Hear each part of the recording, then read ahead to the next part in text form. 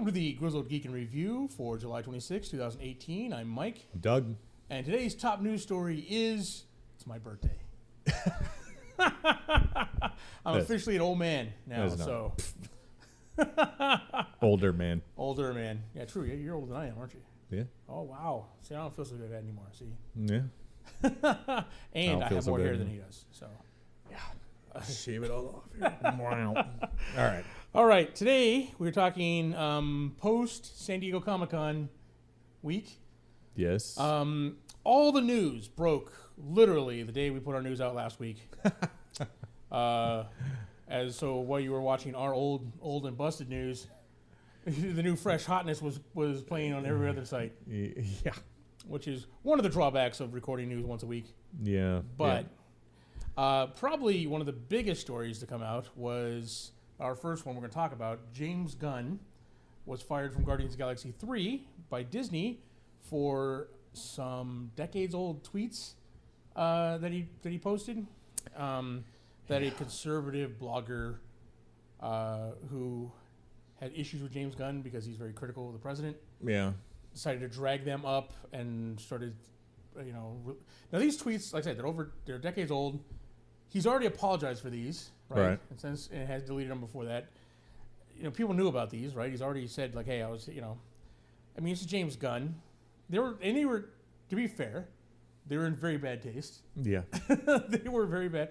I mean, I'm not gonna lie, I laughed at several of them, but there was not for everybody, right? Yeah. They were meant to be offensive. They're offensive jokes, right? Sometimes jokes are offensive. Sometimes comedians are offensive. Mm-hmm. But, and this guy, James Gunn, he came from Trauma, right? Now, if you know anything about Trauma movies, Toxic Avenger. yeah, they are nothing but schlock, horrible B movies. Horrible B movies that are so anti-PC, it's not even funny. So, I mean, they knew what kind of background he came from, But again, the big news is, people rallied to his support, right? Including all the cast of Guardians of the Galaxy 3, Jim Starlin, the creator of Thanos. There's been several people that have come out. In fact, there's a petition to have him rehired that just hit 300,000. Nice. So there's a lot of support to get him rehired. I mean, people are trying to understand what's going to happen to Guardians of the Galaxy 3, and he's a great director, and they don't feel like he should have been fired for this. However, there's probably little to no chance Disney will hire him back. Yeah, that's the problem here is who he works for. Had he worked for somebody else, this probably wouldn't have happened. Yes. But Disney courts a family-friendly image, so they can't not take a stand. Regardless of whether they wanted to or not, they were not. They had to take a stand. Right, they did, and this all stems from Disney's checkered past. Disney has been trying to distance themselves from the anti-Semitism, the Song of the South, racism kind of thing that they had in their early days. So they take a hardline stance against anything like this, like they did with Roseanne and her tweets. Well, and they're supposed to. They picture themselves and promote themselves as a progressive company. Yes. They are all about diversity and tolerance and stuff like that. So anything, regardless of how old it is, that goes against that image now, they have to do something about it. Right. No matter how much they might not want to, they have to. Right. But the sad part is they knew about these tweets. Oh, There's no way they didn't know about these tweets beforehand, right? So it's just a matter of the fact that they got out public. They're in a very tricky place too, because they're coming in with the whole Fox merger thing. They got to keep, got to keep all of their shareholders happy and confident moving forward. So they got to act on these kind of things. So while I disagree with his firing in the first place, I understand why Disney did it, and I understand why they wouldn't hire him back. And it's sad. To his credit, and I don't know how many people are reporting this, but I think at least a few are. To his credit, he's been a man about it and said, I said these things. I understand why Disney did this. So, it is what it is. Once again, I'm sorry for the stuff I, said. It was insensitive and, whatever he said. It's just a scary precedent to be to be held accountable for the man you were 10 years ago or 20 years ago or whatever, you know? Yeah. Because I know who I was 10, 20 years ago, and, you know, if any of my, not that I'm in a public eye like that, but, right, yeah. You know, to lose your livelihood over something like that. Yeah. It's you know, something that's. It takes away, you know, any change someone, you know, right. You know, could make in their life, you know, but I just.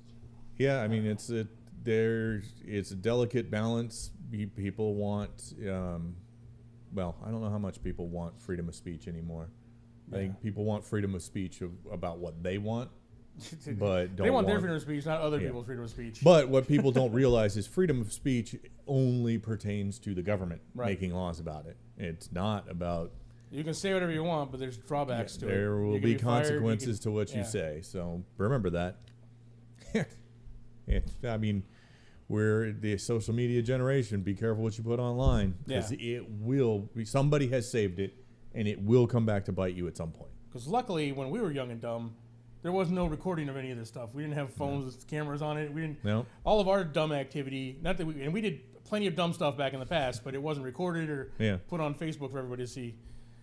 But all right, in related news to that, I mean, this came down with James Gunn last week, but Chris Hardwick was with the controversy with his ex-girlfriend. Right.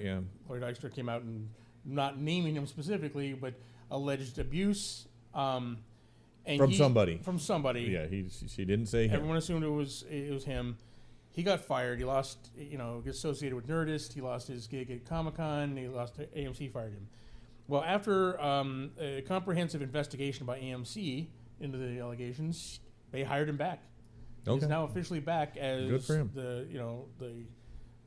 The host of the talking shows, the Talking Dead. Okay, good. Basically all the AMC shows he would talk after show, and they hired him back as that. So that's good. I mean, I don't know. It's one of those weird things. Like I wish companies would stop, having this hair trigger reaction. Yeah. And take the time to substantiate things. Maybe do like police do and go, hey, we're going to put you on leave for a little while while we figure out what's going on. Let's investigate this a little bit here. Yeah. A little more, innocent until proven guilty kind of thing. How about that? How about the precedent that our own laws are based on? Yeah. Instead of like court of public opinion ruling everything. But but at least that's been reversed. So that tells you something there. If they investigated it, because it's a very image conscious company, right? Yeah. And if they did a comprehensive investigation and came back and said, all right, there's no reason to fire him. That's good. Then that tells you right there. There's not really much there. So. All right. Next news story. Is Dark Phoenix and New Mutants getting scrapped? This is a rumor, but there's a Fox insider who's leaked information that Disney is planning on scrapping both movies. That the test screenings were disastrous. Disney's not happy with either one of them. Though they do apparently have to go through with the reshoots because contracts have been signed. But after that, the likelihood is, well, according to this rumor, that Disney's just going to scrap them. Have you heard some of the rumors about some of the stuff that's in those? Stuff we had long ago that we were talking about. Just like the New Mutants were like, well, the original concept was they're going to be very close to comics, right? Right. It was basically life in the X-Mansion from the kid's perspective kind of thing, right? Right. And then the director came in, had a new pitch, wanted more of a horror movie, veered very far away from the comics, right? And how we were saying this is the Demon Bear saga. Demon Bear is apparently only one action segment in the movie. Oh, really? Right. Okay. So it's not about that. Interesting. There's just like a weird thing. So you have like he wanted there's supposedly a cameo for Warlock in there, which is cool. But like Lockheed the dragon is a stuffed animal. It's not. He's not a dragon, actual dragon. Nice. So there's a lot of things that they just veer very away in the comics. But I don't know. It just sounds like disaster after disaster. And Marvel, if they're going to redo these, which it looks like they're going to get them back. Yeah. So. I hope they. I don't mind if they scrap this. And here's the reason why. Is because Marvel would do the Dark Phoenix saga correctly. They are willing to go into space with stuff. They're willing to go and do the whole cosmic aspects of the Dark Phoenix. So I'd like to see that more than just whatever they've got, whatever goofy stuff they've done with oh, it's a repressed psyche or something like that. I don't want that. Yeah. So I'm not upset about this. I didn't necessarily. They filmed 2 movies. Yeah. Spent millions of dollars on 2 movies that are done. Yeah. They're gonna go back and do reshoots for these 2 done movies, and then never release them. Yeah. My only regret here is going to be losing James McAvoy as Professor X if they reboot this, which they will. Yeah. So that will be kind of a disappointment. But other than that, I'm not really. I guess Michael Fassbender as Magneto was pretty good too. So it's just so convoluted that they're just they just rebooting need to just wipe the slate clean, start from scratch. Maybe use Avengers 4 to seed the idea of mutants out there. Yeah. As a new phenomena or something like that, or from my understanding, a new phenomena back in time wherever they're messing around with time. Well, they're saying that there's going to be that they're going to use Eternals will be it's apparently going to be a game changer. One of the things they were talking about how you're going to use Eternals to alter a lot of the Marvel Cinematic Universe. So that'll be interesting. Okay. No direct correlation to how that's going to help bring the X-Men in, but that was also mentioned. So, all right. Part of this insider rumor was that also when the Fox deal goes through, the first characters that Marvel will tap into will not be the Fantastic Four or the X-Men, but in fact the Silver Surfer and Galactus. It's something we heard about way back when they acquired. I know Daredevil rights. They wanted them for wanted them for a long time. They're great antagonists, especially for an Avengers or a space-based hero like maybe Captain Marvel. Yeah. So it'll be interesting. So that's super exciting. But yeah, that's just some of the cool news that came out of Comic-Con. There was a bunch. What am I thinking? Silver Surfer and Galactus will be the next Thanos. You build the next 2 or 3 phases on that looming threat. Galactus coming in, yeah. Yep. Because who's a bigger threat than Thanos? Galactus. Yep. So that's it. Boom. All right. So you heard it here first. Probably not first, but we said it. That's all that matters. Yes. Okay, so there's a lot more news that came out of Comic-Con this year. Despite Marvel having skipped Comic-Con, there was still a ton of cool stuff that happened there. Right, yeah. So we're going to go over basically our top 5 cool things that came out, right? And we should say Marvel Studios. Marvel Studios, yeah. Marvel was there. Probably number 5, trailers, right? We got a ton of trailers come out. We're talking about some of them here. Aquaman was the big one. Looks awesome. I'm really excited about Aquaman. I was at first a little weirded out by the talking underwater without the air bubbles or whatever. Because in Justice League they created bubbles of air to talk. Yeah. They're straight up just talking underwater. Yeah, I'm fine with it. But I'm okay with it. Some people got a lot of criticism about the hair not looking right, but they had the hair flowing. Like, what's it supposed to look like? It's supposed to look wet. I'm like, it's all wet. They're underwater. Yeah. I'm like, this is one of those times that you can. My nephew did this to me all the time. If the definition of wet is something that can be dried off or something like that, I don't remember what he said, but being submerged in water, you're not wet. You're just submerged in water. You're submerged in water. you were. Yeah. So, anyways, either way, it looks awesome. Yeah. I like Jason Momoa. I realized that I don't really care about Aquaman at all, but I like Jason Momoa. I do. And anything he does, I like. He's got a presence on screen that is just, and they're keeping it kind of. He's got that kind of darker element, but they've got a lot of light, fun moments. So I'm pretty jazzed about it. Yeah, he's just got charisma on. He's got he Rock level kind of charisma that you're like. I you want to see him. Yeah, I want to see him. And I like Rock, even in bad movies. I like The Rock. So, and all of the stuff they created for Atlantis looks cool. It does. All of the underwater fighting creatures and stuff like that. I like it all. And Black Manta looks directly out of the comics. And I would never say this based on Black Manta in the comics, but he looks awesome. He does. I was just like, whoa, that's awesome. And he shot these laser beams out of his eyes. I was like, dude, that's cool.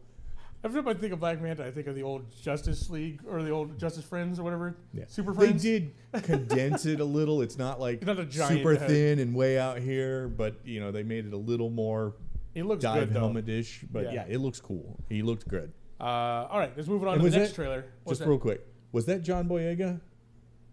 No, I don't think so. Is he in here? Okay. I don't think Because so. the they only give one little flash yeah. of the guy who's in charge of the commandos. And I was like, whoa, was that John Boyega? But maybe it was just somebody who looked similar. But I'll have to go back and take a look. Yeah, don't because I think haven't so. read the cast list, so I have no idea. But it looks good. We're excited about Aquaman. Shazam, the other big DC one coming out. What do you think? if you'd asked me this a week ago, I'd have been like, I could care less about Shazam. And he's not one of my favorite. It's probably going to be fairly campy, but it looks funny. And if they stick with just being funny, this could be really good. This is the big of superhero movies. So this is the whole. Yeah. You know. Yeah. I mean, yeah. There were a couple great scenes in the trailer that got me kind of going, okay, I really want to see this movie now. Like, your phone's charged, your phone's charged. Thing is, it's Shazam. Hey, I'm a superhero. Or Captain Marvel. If you know the character at all, Yeah. they got it right. They got the character right. That's who he is. Now they change, like you. I think you said this is based more on New 52 because I remember Billy Batson as like the super good kid. You know, In New 52, he's kind of like he's like a problem child, little like problem runaway foster child. Yeah, they got a little bit of that, but it's like a mix. Just like the Marvel movies are a mix of the Ultimate Universe and regular. Right. This is like a mix between New 52 and the old Billy Batson, but and like I said, I never read it a long time ago. Maybe he evolved through the course and he started that way. I have no idea. Right. But I always thought of him as a goody-goody. Right. But maybe that's just Captain Marvel or Shazam. Right. I knew of him. I knew of the old show. I collected a few of his comics, but I didn't really get into him until Kingdom Come. And then with that exploration of the character in Kingdom Come, I'm just like, I want to go back and know more about about this character. And then I got into. But nonetheless, I am pleasantly surprised and looking forward to it. Yes. So. All right, Godzilla, King of Monsters. Looks sweet. It looks pretty. Looks awesome. I'm totally confused because you went from this like, wow, there's monsters, and oh look, these three monsters are fighting against each other. This is really weird. To, oh no, we got to wake up all the Titans, and what you're like, what? I think it's just that one crazy woman. What are you talking about? What I got from the trailer was like Eleven's mom in the movie is like a crazy person who's like almost borderline worships these things. Like, we need to wake them up to save us, kind of thing, and then to end up getting more than they bargained for. And again, Godzilla has to come in and save the day and put all the monsters back down. Yeah, I'm not. It's weird. It's hard to see what. Yeah, basically, the trailer you just go in going, this looks awesome. Yeah. Because there's no context to anything. You have no idea what order things are happening in, what you're supposed to take away, what's the setup for this. You're like, what the hell is going on? But dang, these lights look cool. I mean, we got Rodan, we got Mothra, right?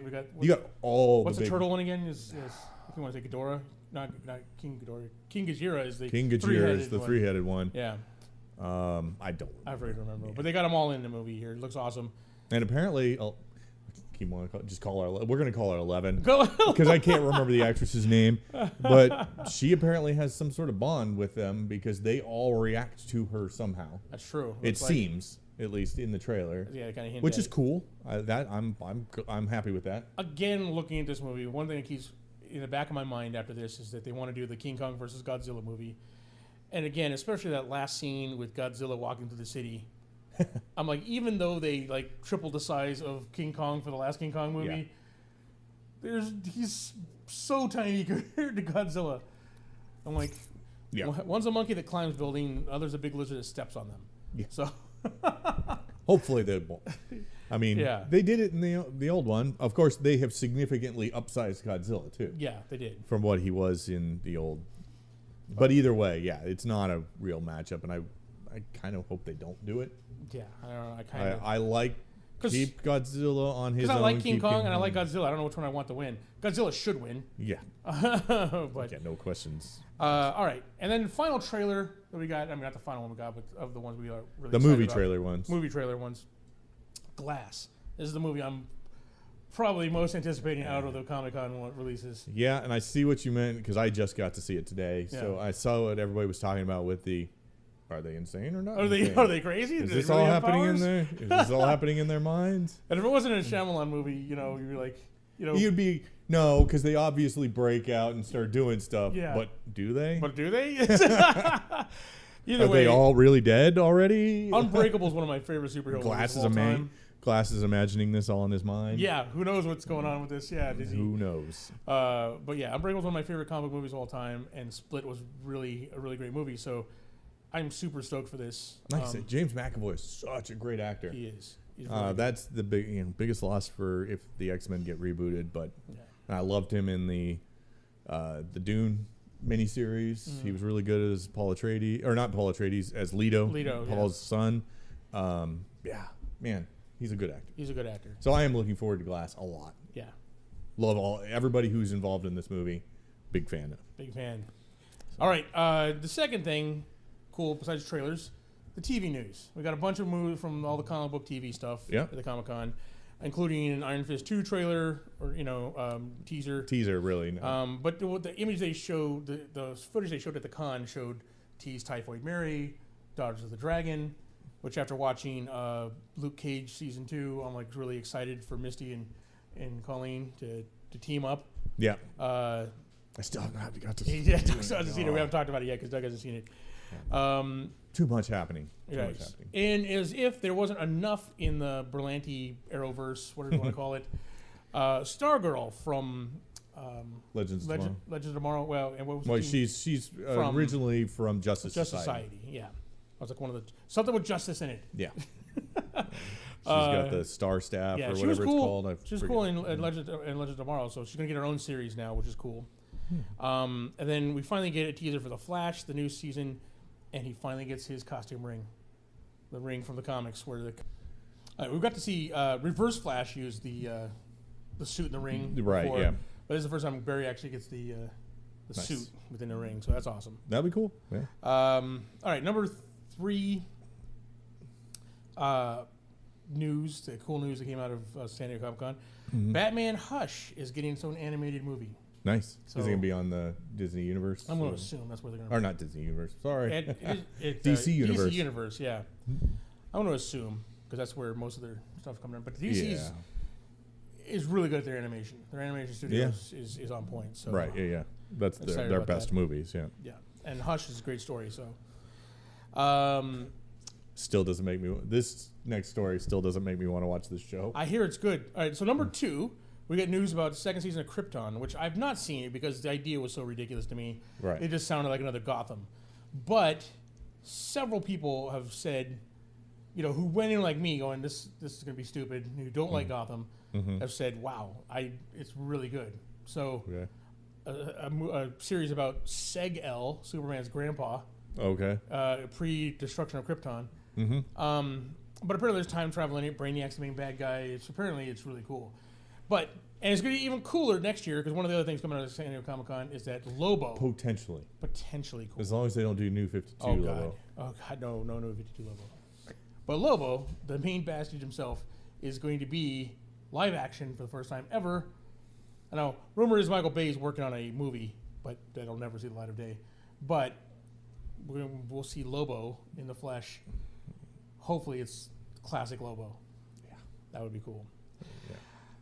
And the number 1 thing that came out of Comic-Con, the thing that probably took us most by surprise and most excited about was the Clone Wars, the return of the Clone Wars. So if you are a Star Wars fan, you owe it to yourself to check out the Clone Wars if you have not. It's 7 seasons.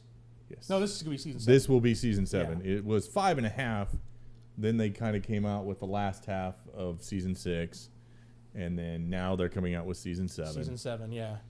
And now, when it ended, this all happened when Disney bought Lucasfilm, right? So they stopped production on it halfway through the 6th season. They launched Rebels, which turned out to be a really great show. Rebels was great, and it had a lot of influence from Clone Wars. Dave Filoni's the one who did that one. But there were still stories to tell in Clone Wars. They hadn't finished the war, right? Yes. And we saw a lot of at the Star Wars Celebration. We got to see a lot of the stuff, like the showdown between Cad Bane and Boba Fett. Oh, stuff that they never got to show. And now we're going to get a chance to go back and revisit this and finish the series. This series is so good, it makes the prequels better movies. Yeah. it makes you care about the characters in the prequels. And adds a face to the clones who were just endless cannon fodder for the movies. And you actually care about them by the time you watch the series. It totally changes the feel of Episode 3. Right.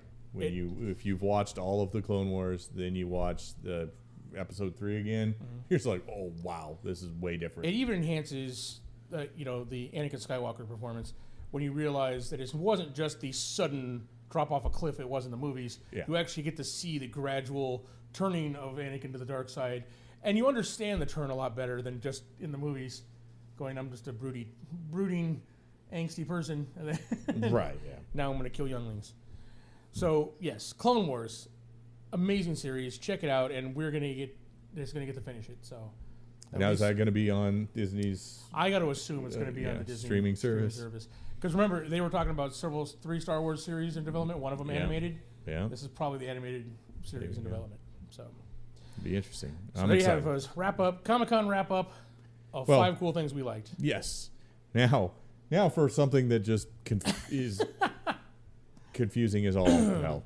The DC movie we didn't talk about yet from Comic-Con. The Wonder Woman 84 panel at Comic-Con was apparently just mass confusion. We learned that Chris Pine is in fact playing Steve Trevor, not a relative of Steve Trevor that just happens to look like him. That's number 1. Number 2, Gal Gadot has said it is not a sequel. It's its own thing. A whole new movie, it's its own thing. Patty Jenkins called it a standalone movie and its own thing. So we've got all of these, like, it's its own thing, it's standalone, it's not a sequel. What does that mean? Did the first one not happen? Is this a reboot with the same cast? What? And it's, all vague. Yeah. Vague. They wouldn't say how Steve Trevor's around, only to say that it's not a sequel. It's its own thing. What does that mean? They're starting over with that didn't happen in the first one? Are they rebooting the DC universe and starting with the only character that works? I don't know. It's tons more questions than it answered. Right. But Steve Trevor, you got to realize that was World War I. Yeah. So this is 68 years later. Yeah. He'd be like in his 90s, late 80s, 90s. Yeah. So in the 80s. So. I don't know what they're doing here. I think, this is my personal theory, is that when they wrote the movie, they wrote it vague enough because they weren't sure whether they're going to reboot the DC universe, whether they're just going to be part of the DC universe. So they wrote the movie vague enough to actually do either. It'll fit as a reboot or in a reboot universe or whatever. And as of Comic-Con, they still don't know which way they're going. Yeah. So they were purposely vague in whether or not it's a reboot, whether or not it's part of this Justice League universe or whatever. Yeah, this is horrible. I don't understand. It doesn't make any sense. I'd like to know what I'm getting into with this. And if it is a reboot, does that mean the first one doesn't count anymore? It's not. Usually when you reboot something, you recast. This is all the same cast. Yeah, this is just uncomprehensible. I have no idea what's going on here. Yeah. Confusing. Confusing to say the least. Yeah. I don't know what they're doing over DC. I don't think DC knows what they're doing over DC. Nope. But they don't. They have no clue. That is what we got. All right, guys. That's it for our main stories. Doing something a little bit different this week. Instead of doing our nerd nuggets, our geek bites, small stories. You just had to work that in, even though they are I had to here. get in there. I'm going to throw the icon in too, the graphic. Yeah. We basically we lost a fellow geek this week. The big Schweddy himself. The big Schweddy himself, Jon Schnepp, passed away this last week. And we reported last week he was sick in a hospital, and put the links down to the GoFundMe and that for help pay for his bills. We'll put those links down below as well. But he did pass away this week, and this week at Comic-Con was nothing but a tribute to him, right? Okay. They had tributes. Kevin Smith had a moment of silence in his panel for him. Okay. Collider, all the Collider videos Monday were just big tributes to Jon Schnepp.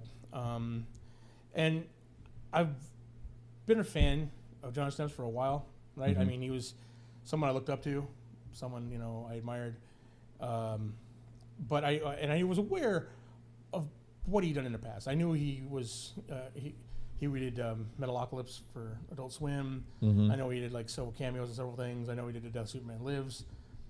Besides being the host of Collider Heroes and on several Collider panels.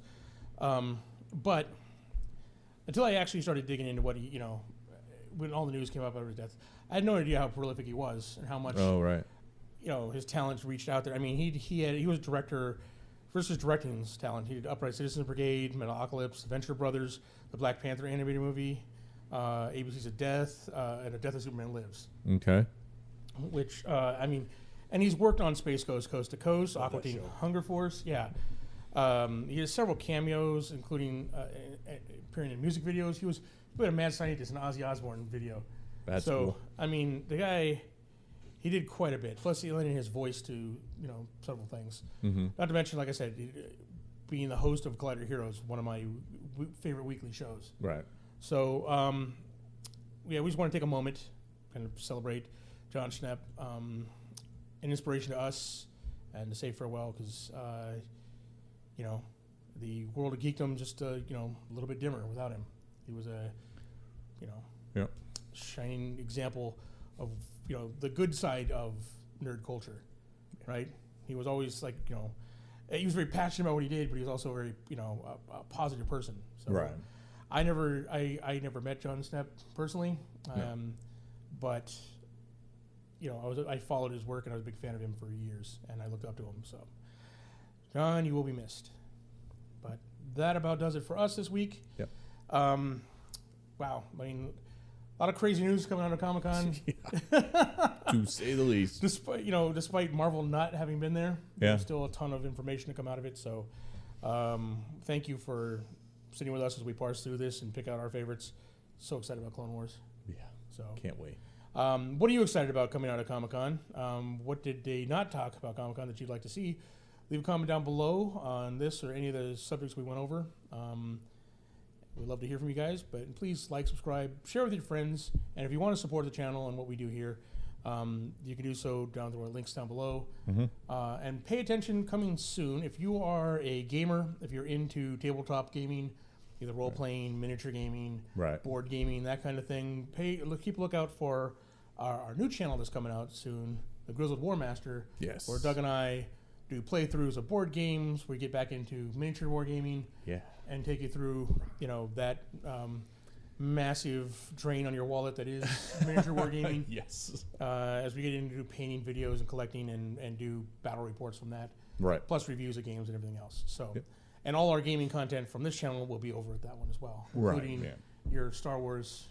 Star Wars when it happens, because I've kind of backed off to just doing when it's newsworthy. We'll also be looking at the Sentinels of the Multiverse as the Oblivion game starts coming out, both in physical form and in the computer game form. Plus, we'll do unboxings of stuff like the Song of Fire and Ice miniature game, stuff like that we got coming in. So keep an eye out for that. We'll put an announcement trailer up in the next couple weeks or so, and then linking you over to that channel, and that should be live around that same time as well. Hopefully within 1 or 2 weeks. So keep an eye out for that.